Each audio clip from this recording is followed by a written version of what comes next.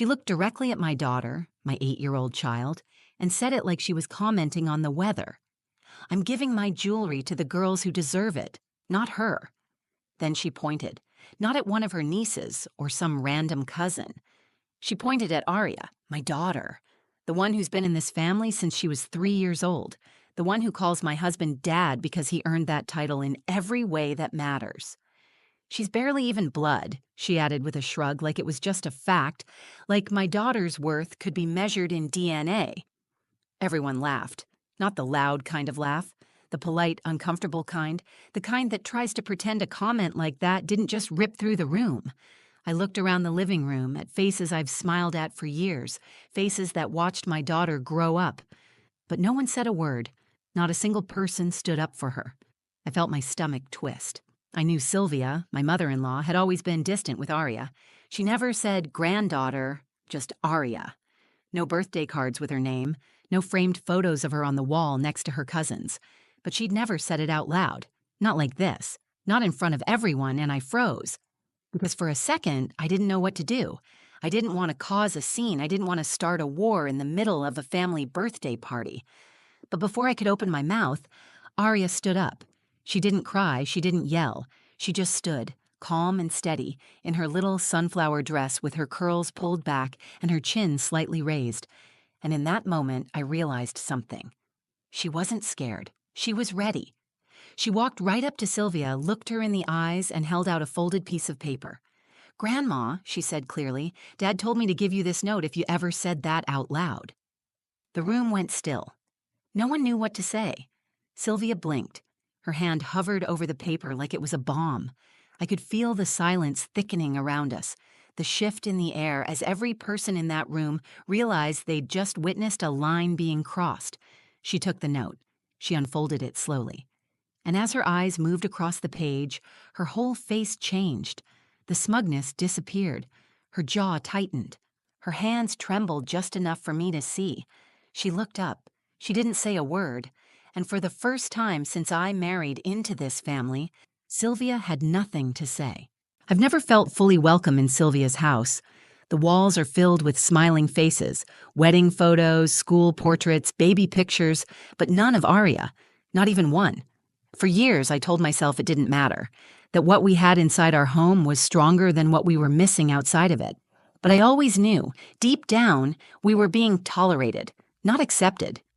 It was a sunny Saturday afternoon, and we were at her house for Caleb's cousin Rachel's birthday. Sylvia had gone all out like she always does. Long table covered in streamers, piles of gifts, a buffet full of food none of us were allowed to touch until she made a speech. Everyone showed up, all smiling and hugging and pretending this family hadn't been taught to choose silence over confrontation. Caleb had to work a late shift at the hospital. He's a trauma nurse, always calm under pressure, always thinking ahead. He hated missing family events, especially because he knew how things could get without him around. Before he left that morning, he kissed me on the forehead, then knelt beside Arya and whispered something in her ear that made her smile. Later, I found out he had quietly slipped that note into her hand. Arya was my daughter from a previous relationship. Her biological father left before she turned 2. He didn't want to be a father, and I stopped trying to make him pretend. For a long time, it was just me and her. Late nights, tight budgets, quiet birthdays. When I met Caleb, I didn't expect him to love Arya the way he did. But from the start, he was all in. He held her like she was made of glass. He called her kiddo and brought her sunflowers every time she had a school recital. She calls him daddy now, not because I asked her to, because she chose to. Sylvia never liked that. I think it bruised something in her. She has 2 other granddaughters from Caleb's older brother, and they're her pride and joy. Matching dresses at Christmas, weekly sleepovers, little gold lockets with their initials. She never tried to hide her preference. I'd see it in the way she only ever complimented them, in how she'd call Arya sweet in that vague, detached way people use when they're trying to stay polite. But she never said anything direct. Not until that day. At the party, Arya was running around with the other kids, her curly hair flying behind her as she raced across the backyard. She laughed with her whole body like she always does. It was one of those rare moments when she looked entirely carefree.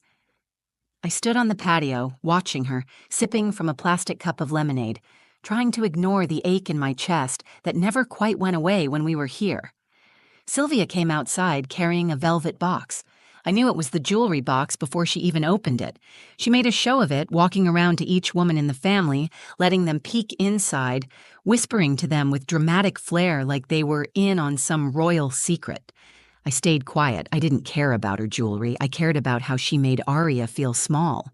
My mom used to tell me, some people will hurt your child just to get to you.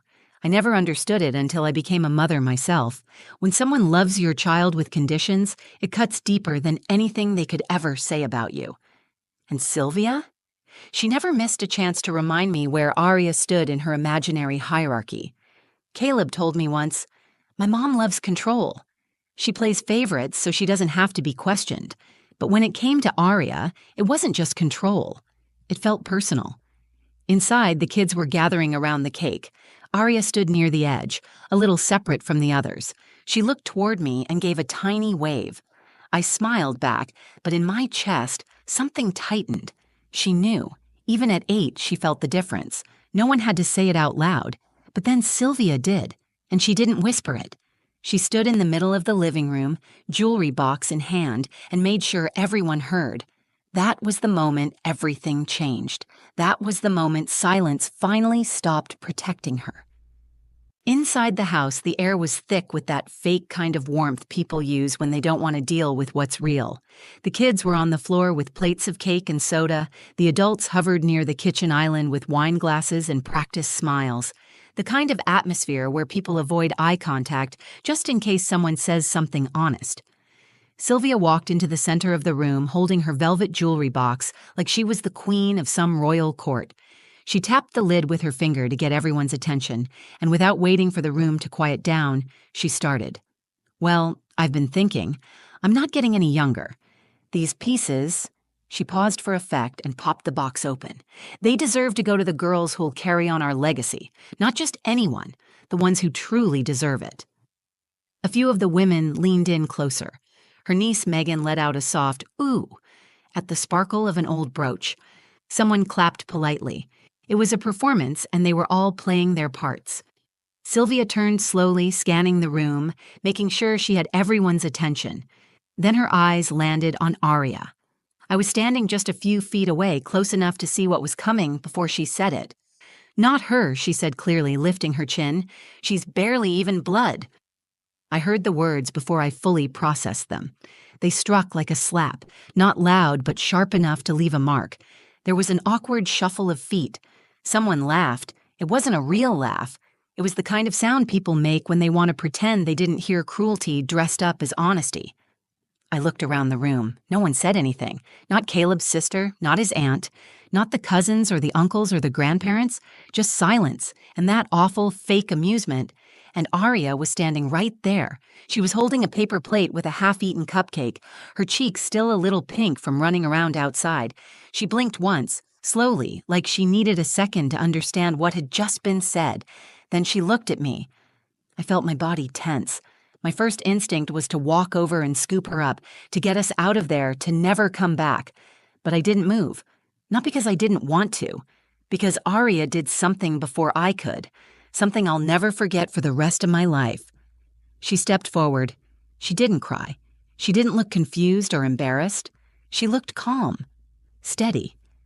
Like this wasn't the first time she'd felt small in that room, but it was the first time she wasn't going to let it slide. She walked up to Sylvia and reached into the small side pocket of her dress. Then she pulled out a folded piece of paper and held it out. "Grandma," she said, loud enough for everyone to hear, "Dad told me to give you this note if you ever said that out loud." There was no hesitation in her voice. She wasn't shaking. She didn't stutter. She just stood there, holding out the note like it was the most ordinary thing in the world. Sylvia blinked, surprised. She looked around the room, suddenly unsure of herself. Then she slowly reached out and took the note. Her hand trembled just a little. Her lips pressed into a tight line. She looked down and began to read. The room fell into an almost sacred silence. You could hear the crinkle of the paper as she unfolded it. I watched her eyes move line by line. I couldn't see her expression completely, but I saw enough. Her mouth twitched, not in amusement or pride, but something harder to place. Her eyes didn't lift. She kept reading, and the deeper she went, the more her face changed. Her hands tightened on the paper. Her posture straightened, then slumped slightly, like the words were knocking the wind out of her. She didn't say a word, not to Arya, not to me, not to anyone in the room. She folded the note back up with slow, deliberate movements and placed it on the coffee table. Then, without looking at a single person, she turned and walked out of the room. No one followed her. For a few seconds, it was completely quiet. The TV in the background kept playing some old sitcom, but no one was watching. Everyone was still staring at the doorway where Sylvia had just disappeared.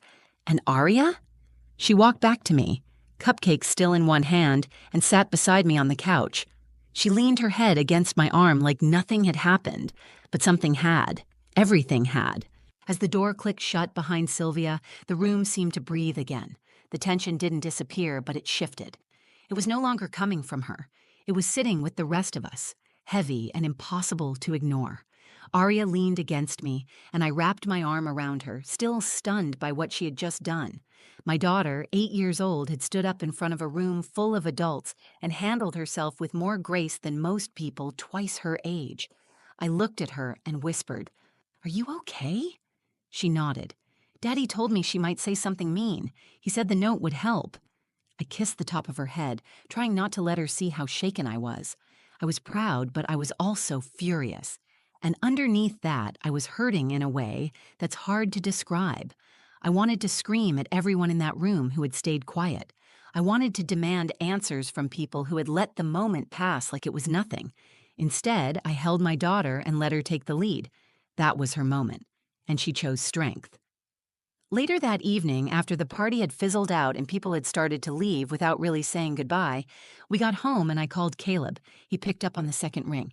"Hey," he said, sounding tired. "How did it go?" I paused. Then I told him everything. Every word Sylvia said, every silence that followed, every pair of eyes that looked away instead of stepping in. And then I told him what Arya had done. There was a pause on his end of the line. I could hear him take a breath. "She really gave her the note?" he asked. "She did, just like you told her." I could hear his voice change. He sounded proud, but also pained.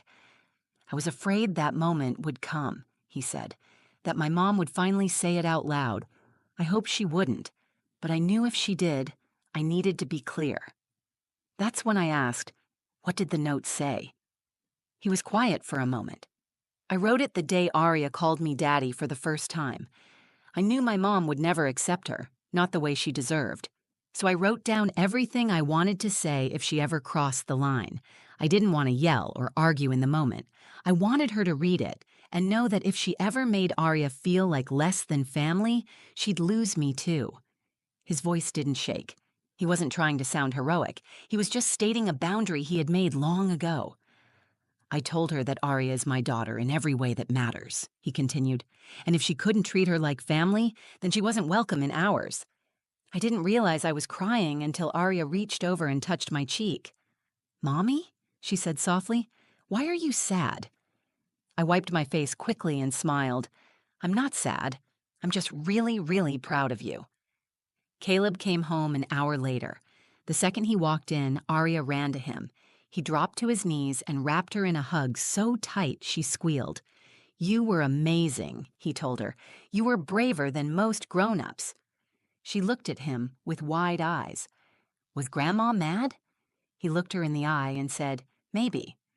But I'm not worried about Grandma. I'm proud of you and I love you.' She nodded, satisfied with that answer, and skipped off to her room. When he stood up, I walked into his arms and held him for a long time. 'I should have done something sooner,' I whispered. 'No,' he said. 'You've been protecting her in 1,000 quiet ways. Today she protected herself. That means we did something right.' That night, after we put Arya to bed, we sat on the couch and talked about what came next. We both knew Sylvia would try to explain it away. She might say it was a joke or blame the wine. But it didn't matter anymore. The line had been drawn, and this time it wasn't going to be erased. The decision had already been made, not just by Caleb and me, by Arya too. She knew who she was. and she knew who stood with her. The next morning, I got a text from Caleb's sister. It just said, "What did the note say?" I didn't answer right away. I sat with it. I read it a few times. I stared at those 6 words and felt a rush of anger, sadness, and exhaustion all at once. Because she had been there. She had heard what Sylvia said. She had watched Arya stand up and speak, and still, she hadn't stood up for her. None of them had. And now they were curious about the note, like it was gossip, like it was entertainment. Later that day, I found the note on the counter. Caleb had taken it back from Sylvia before we left. He folded it carefully and tucked it into his jacket like it was something precious. When I opened it, I read it again, slowly this time. Every word mattered. "Mom, if you are reading this, it means you've said something cruel out loud that you should have kept to yourself. So let me make something clear. Arya is my daughter, not my stepdaughter, not someone I'm helping to raise. She is my child. I chose her. She chose me. If you can't treat her like family, then you are not part of ours. If you cannot see her as worthy of love, respect, and your full-hearted acceptance, then you will not see us anymore. You don't get to insult my child and still expect me to smile at your table. Caleb." It was short, direct, and firm. No emotion wasted. No apology offered. Later that afternoon, Sylvia showed up at our door without warning. She stood on the porch with a small paper bag in one hand. Her lipstick was perfectly done, but her eyes were tired. I opened the door and stepped outside, not letting her in.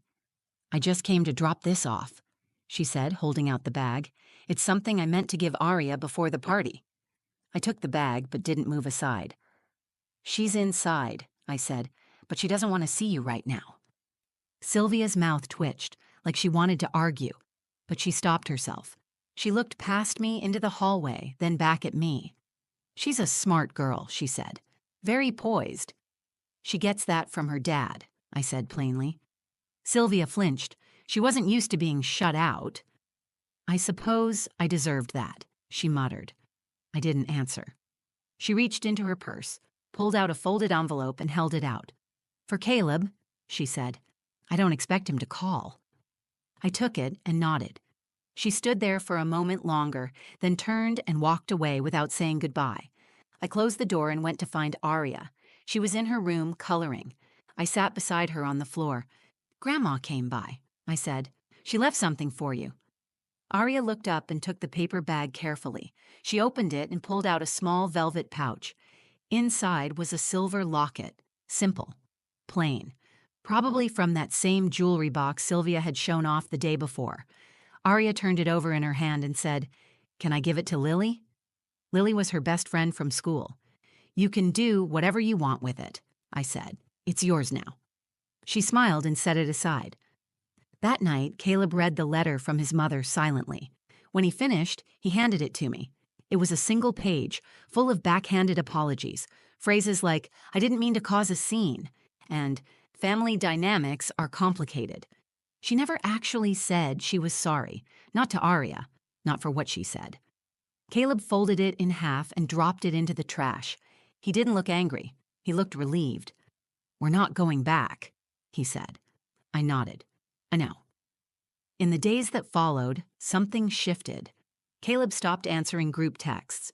We stopped being invited to family dinners. The silence was loud at first, but then it turned peaceful. For the first time, we weren't carrying the weight of being tolerated. We were living as a family that didn't have to fight for our place at someone else's table. Arya never asked about Sylvia again. She never cried. She never brought up the party. But one night, as I was tucking her into bed, she looked at me and asked, "Do I belong to us?" I kissed her forehead and said, "You're the heart of us." She smiled and rolled over, pulling her blanket up to her chin. And just like that, I knew we had everything we needed. 2 weeks after the party, we got a wedding invitation from one of Caleb's cousins. It came in the mail, addressed to Caleb and family. No mention of me, no mention of Arya. A subtle message wrapped in cardstock and cursive font. Caleb threw it away without reading it. There wasn't a fight. No confrontation, no final scene where everything is yelled out across a dinner table. The door simply closed, and we chose not to open it again. At first, the quiet felt strange. Our weekends used to revolve around birthday parties, baby showers, group texts, asking who was bringing what. Now the calendar stayed empty. The phone didn't buzz as often. But what replaced the noise was something stronger. Peace, clarity, a home where none of us had to shrink. Aria was lighter, not just happier, she had always been good at finding joy, but freer. She didn't ask why we hadn't gone back. She didn't beg to visit or wonder what Sylvia might do next. She accepted the silence as a gift, even if she didn't know to call it that. One evening, she sat next to Caleb on the couch, watching an old movie. Her head rested on his shoulder. She reached up, took his hand, and said, "I'm glad you're my dad." No ceremony, no drama, just truth. He squeezed her hand and replied, "Me too." That moment stayed with me, because it reminded me that while families can break your heart, they can also put it back together if you build them with intention. Before Caleb, I thought acceptance meant learning how to take up less space. I thought love came with conditions. I didn't grow up in a house where people apologized. I didn't know that boundaries could be an act of love. But watching him love Aria without hesitation taught me that there is nothing weak about drawing a line. There is nothing selfish about protecting your peace. Sylvia's absence did not leave a hole. It left room for better conversations, room for birthday parties where no one had to prove they belonged, room for Aria to grow up without having to translate cruelty as tradition. I don't hate Sylvia. I used to spend a lot of energy trying to understand her, to soften her sharpness, to earn something that was never going to be freely given. But I no longer need her approval, and more importantly, Aria never did, because she had Caleb, and she had me, and she had herself. I think about that day often, the moment she stood up, the way her voice didn't shake, the way she held out that note without blinking. It changed everything. Not just the room, not just our relationship with Sylvia, but something inside me. For years, I thought my job was to keep the peace, that protecting Aria meant keeping things quiet. But real peace doesn't come from silence, it comes from truth. That little girl in her sunflower dress reminded me of that. And that's what I carry with me now. When people ask why we don't go to Caleb's family events anymore, I don't offer long explanations. I say we're doing what's best for our daughter. Some people understand, some people don't. But the truth is, I don't owe anyone a defense for choosing love over legacy. What I owe is to Aria and to Caleb and to myself to keep building a family where no one has to earn their place, where love isn't conditional, where children are never treated like they are on trial. And if that means fewer invitations and quieter holidays, then so be it. Because we're not missing anything. We're finally home.